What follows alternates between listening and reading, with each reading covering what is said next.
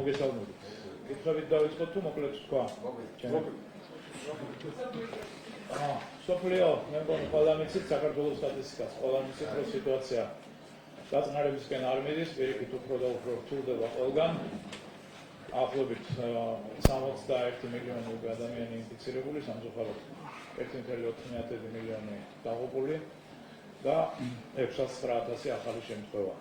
აქედან საკმაოდ დიდი ნაწილი დაახლოებით 50%-მდე ახალი შემთხვევებისა, ცოტა ნაკლები 45-დან 50-მდე მოდის ევროპის რეგიონზე, რაც ჩვენთვის განსაკუთრებით საყურადღებოა და საგანგაშო, იმიტომ რომ ევროპის რეგიონში ზრდა არის სერიოზული.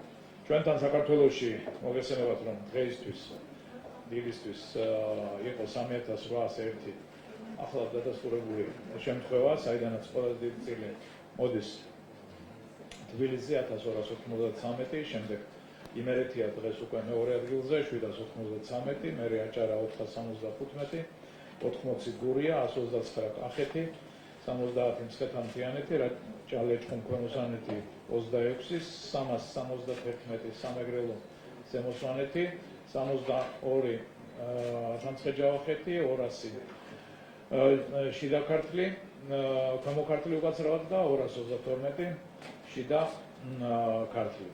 აქედან ყველაზე დიდი ნაწილი გახლავან სიმპტომებიანი პაციენტები, ვინც მიდიან 71% და შემდეგ საკმაოდ დიდი წილია ასევე ჩემი კოლეგების, დღეს 8%-მდეა ეს 308 ინფიცირებული სამედიცინო მუშაკი და კონტაქტები, რა თქმა უნდა, დაახლოებით 6%.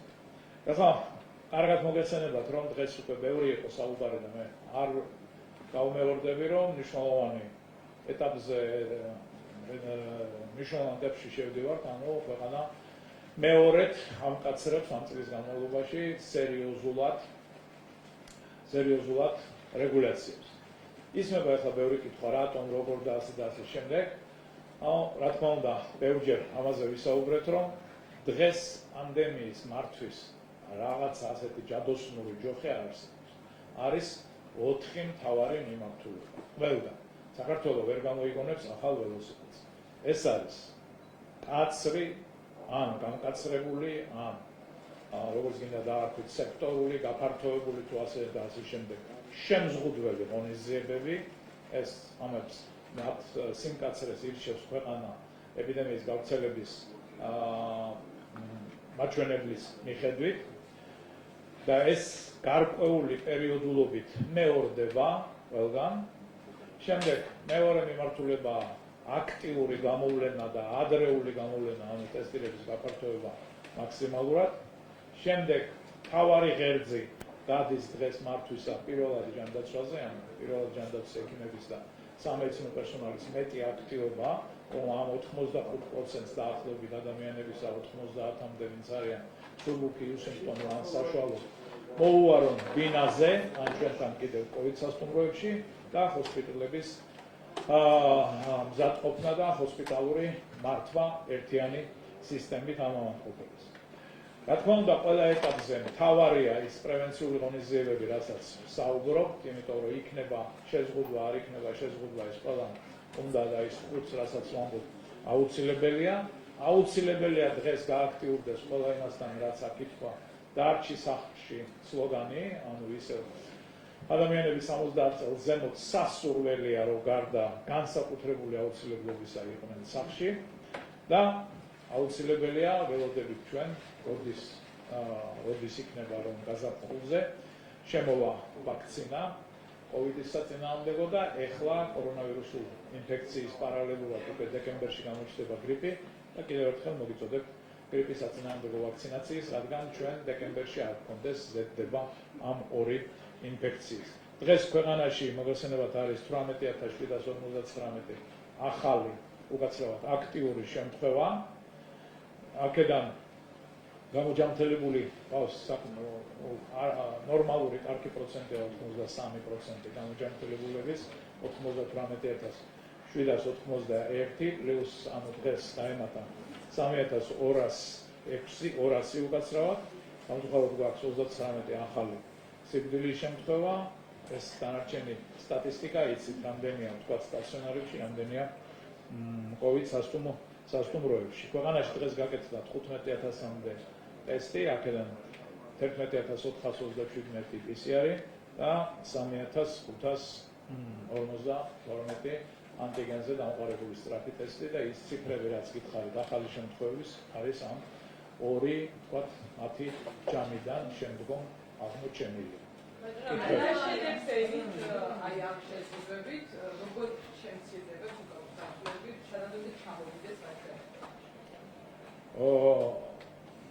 თული კითხვა, ამ შეზღუდვების ძირითადი დანიშნულებაა, რომ ჩვენ შევაჩეროთ ესეთი სწრაფი ზრდა. ანუ პირველი მთავარი სამიზნე არის სწრაფი ზრდის შეჩერება.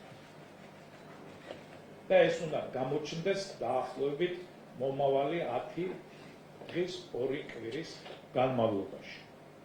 თუ ჩვენ ეს მოვახერხეთ, ანუ დაწესება ერთია შეზღუდვების და მისი აღსრულება კიდევ მეორე.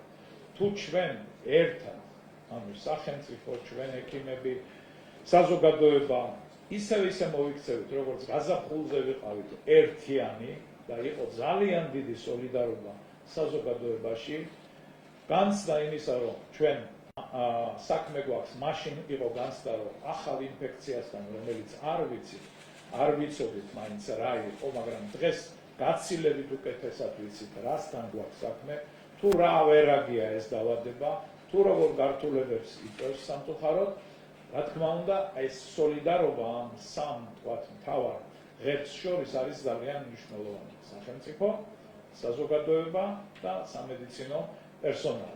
თუ ჩვენ ის დამყოლობა გვექნება ისე გავუგებთ კარგად ერთმანეთს, რომ სიტუაცია ძალიან რთულია ქვეყანაში. ძალიან რთულია. და უნდა გავითავისოთ ეს ყველამ და ეს რეგულაციები უნდა შევასრულოთ. მაშინ დიდი იმედია იმისი, რომ ჩვენ აღარ გვექნება სწრაფი ზრდა, შევაჩერებთ ამ სწრაფ ზრდას და მერე ის თანდათანობით დაიწყებს უკუსვლას და სადღაც იანვრის ბოლოსკენ ჩვენ უნდა გქონდეს დიდი ალბათობით შესაძლებელია, რომ ჩამოვიდეთ სხვა მაჩვენებლებზე, რომელიც იქნება ვთქვათ ორჯერ ნაკლები, ანუ უფრო მეტად ნაკლები, ვიდრე დღევანდელი ინფიცირების მაჩვენებელი არის. აი ეს არის დღეს ყველა ამ შემზღუდველი ღონისძიების, რომელიც მესმის რთულია მოსახლეობისთვის, რთულია საზოგადოებისთვის, აღსაქმელად არის ბევრი კრიტიკა მესმის, მაგრამ კარგად გამიგეთ, რომ სიცოცხლის და ჯანმრთელობის უფლება არის უპირველესი უფლება. მე გითხარით, ჩვენი კრიტიკული ზღვარი სიკვდილიანობის გადის სადღაც 29-ზე, აბსოლუტური ყოველდღიური ჩვენ გვაქვს უფრო მეტი.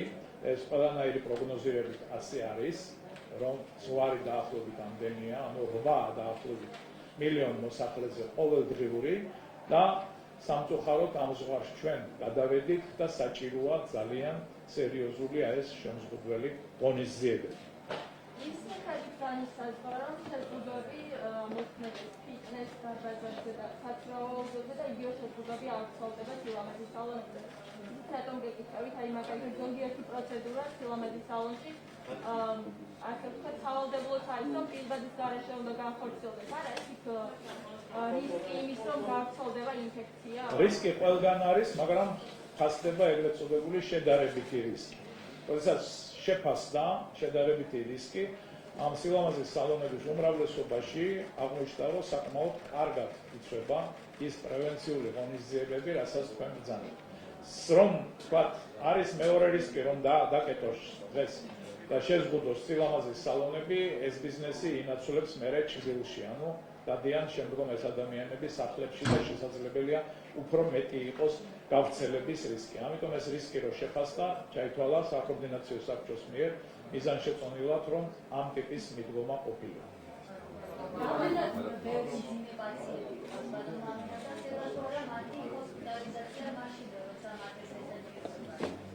მე მგონი მის მოგახსენებთ, რომ დღეს 319 კრიტიკული ავადმყოფია, რომლებიც გახლავდა სავენტილაციო ვენტილატორებზე, ანუ დამხმარე სუნთქვის აპარატებზე და დაახლოებით 1000-მდე არის ჟანგბად დამოკიდებული ადამიანი. ანუ ესენი არიან საშუალო და მძიმე მიმდინარეობის ადამიანები. რა თქმა უნდა, ეს ყველა პიროვნება საჭიროებს სერიოზულ სამედიცინო მეთვალყურეობას და ყურადღებას. ანუ გადადიან თუ არა მე ვიცი, რა თქმა უნდა, სიტუაციაზე, რომ არის გარკვეული დაყოვნებები, გადაყვანის, არის გარკვეული პრობლემები ხოლმე, მაგრამ ვფიქრობ, რომ მაინც ძირითადად ყველა ადამიანს ეწევა სამედიცინო დახმარება ჰოსპიტალური, ვისაც ეს სჭირდება, იმიტომ რომ დღეს ჰოსპიტალებში საკმაოდ დიდი რაოდენობა 6000-მდე ადამიანი არის. ანუ სადღაც აქტიური შემთხვევების 30-ზე მეტი პროცენტი, სადღაც 33-34%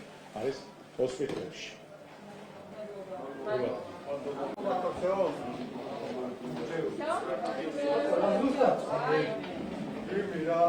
ასი წუთი ჩავწერე ზუსტად 102 წუთი.